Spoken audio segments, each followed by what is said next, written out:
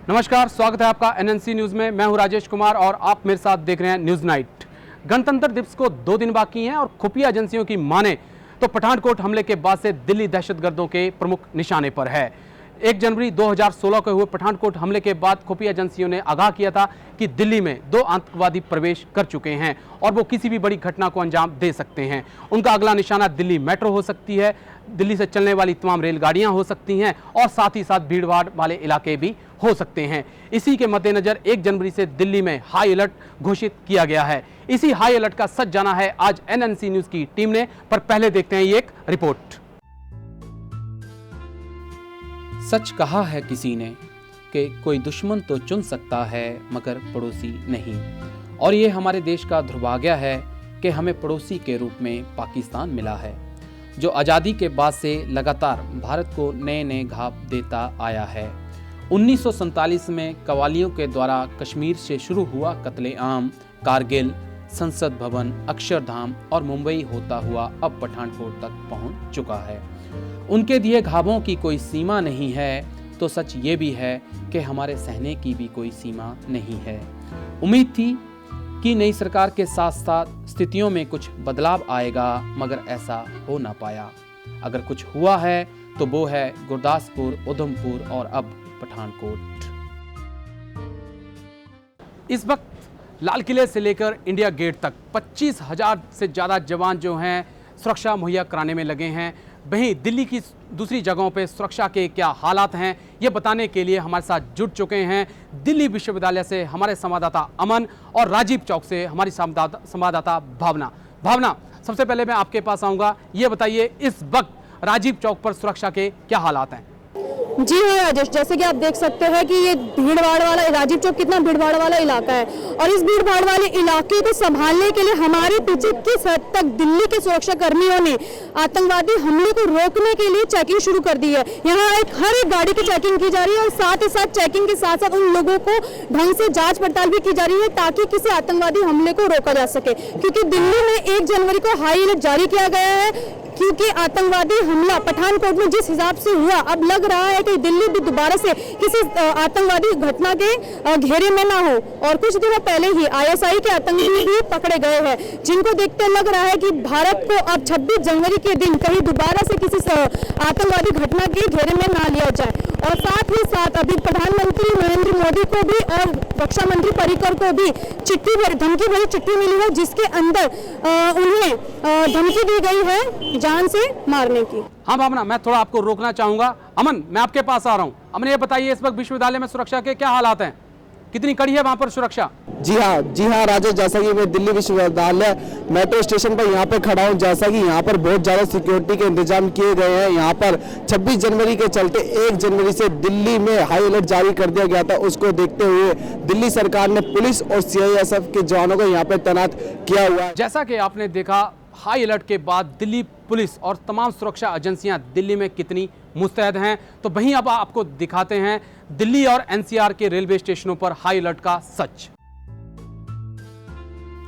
26 जनवरी भारत का गणतंत्र दिवस आज़ादी के बाद से ही बड़ी धूमधाम से मनाया जाता है। ये एक ऐसा लम्हा है जब पूरा देश एक साथ एक मंच पर नजर आता है। अलग अलग राज्यों से आई झांकियां जहां सबके मन को मोह लेती हैं, वहीं स्कूल के बच्चों का जोश ये दिखाता है कि इस देश का भविष्य कितने उज्जवल हाथों में है।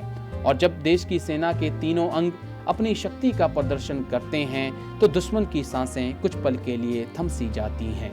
मगर इस बार के हालात कुछ अलग नजर आ रहे हैं। पठानकोट हमले के बाद सुरक्षा एजेंसियों ने जहां आईएसआईएस से जुड़े 14 लोगों को गिरफ्तार किया है, तो वहीं अलकायदा के भी बड़े नेटवर्क का खुलासा करते हुए देश के विभिन्न शहरों से 5 उग्रवादियों को भी पकड़ा है। लगातार आतंकी घटना का खतरा जहां राजधानी दिल्ली पर बना हुआ है, वहीं देश की सुरक्षा में लगे जवान हर आतंकवादी हमले का मुंह तोड़ जवाब देने को तैयार नजर आ रहे हैं। मैं इस वक्त मौजूद हूँ गाजियाबाद रेलवे स्टेशन के बाहर। 1 जनवरी 2016 को जब पठानकोट के ऊपर आतंकवादी हमला हुआ था, उसके बाद पूरे देश में सुरक्षा अलर्ट जारी किया गया था और खुफिया सूत्रों का कहना है कि पठानकोट हमले के बाद जैसे मोहम्मद के 2 आतंकवादी जो हैं दिल्ली में घुस चुके हैं। हम इस वक्त गाजिया रेलवे स्टेशन के बाहर हैं और यहाँ जानेंगे कि यहाँ पर उस अलर्ट के बाद क्या सुरक्षा के इंतजाम हैं। ये गाजियाबाद का जो है एंट्री गेट है, यहाँ से लोग एंट्री करते हैं और यहाँ के जो है यहाँ पे सब लगाया गया है सामान चेक करने के लिए। आप देख सकते हैं ये जो महिलाएं हैं प्रवेश द्वार से नहीं जा रही हैं। इसका मतलब 26 जनवरी आ रही है, सुरक्षा के जितने अलर्ट घोषित किए गए हैं ना ही वो कहीं फॉलो नहीं हो रहे हैं। यहाँ पे मेरे साथ एक जवान मौजूद हैं आरपीएफ के, जो पूरी सिर्फ 2 जवान मौजूद हैं। सच कहूँ तो एक यहाँ पे एक वहां पे बैठे हुए हैं जो इस पूरी सुरक्षा व्यवस्था को गाजियाबाद की को देख रहे हैं। सबसे पहले सर मैं आपसे जानूंगा कि क्या आपका ये जो मेटल डिटेक्टर है क्या ये ठीक है? जी नहीं, महिलाओं की सुरक्षा के लिए, उनकी चेकिंग के लिए कौन है यहाँ पर? फिलहाल कुछ स्पेशल नहीं। यहाँ पे हाईलाइट वैसे चल रहा है और सुरक्षा तैनात की गई है और सभी को चेक तो वैसे कर ही रहे हैं। महिलाओं के लिए कोई कांस्टेबल नहीं है।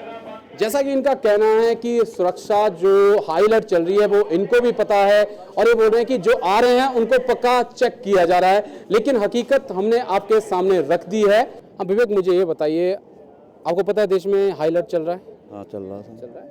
आप जो है कैसे इस सामान को बिना रखे बाईपास कर रहे थे? आपने इसको उस मशीन के अंदर क्यों नहीं डाला जो सामान चेक करती है? खाना है हमारा, खाना है रोज का हमारा, क्योंकि हम जाते हैं, कोई मतलब नहीं होता चेक करने का, गलत चीज़ नहीं है इसमें कोई। लेकिन हमारे जो हैं विश्वासी वो लोग हैं वो हमें जानते हैं, तो इसलिए विश्वास थोड़ा करना। विश्वास नहीं होगा तो दुनिया कैसे चलेगी, अब बताइए।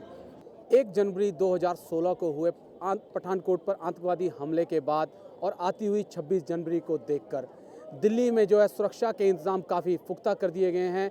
इस वक्त मैं जो है न्यू दिल्ली रेलवे स्टेशन के बाहर हूं और आप देख सकते हैं किस प्रकार लोगों को एक एक चेक कर करके अंदर भेजा जा रहा है। यहाँ पे दिल्ली पुलिस के जवान, आर्मी के जवान और आरपीएफ के जवान एक साथ नज़र आ रहे हैं और उनकी यही कोशिश है कि किसी न किसी प्रकार से जो लश्कर-ए-तौयबा के 2 आतंकवादी जो अंदर घुस चुके थे वो किसी न किसी बड़ी वारदात को अंजाम ना दे पाएँ। आप जो सुरक्षा के इंतजाम किए गए हैं उससे आप खुश हैं दिल्ली में हाई अलर्ट को लेकर? मेट्रो से जैसे मैं अभी आ रहा हूँ, ठीक है, तो किसी मेट्रो स्टेशन पे तो लग रहा है कि हाँ कुछ अलर्टनेस आई है, लेकिन कहीं कहीं पे अभी भी वैसा ही है।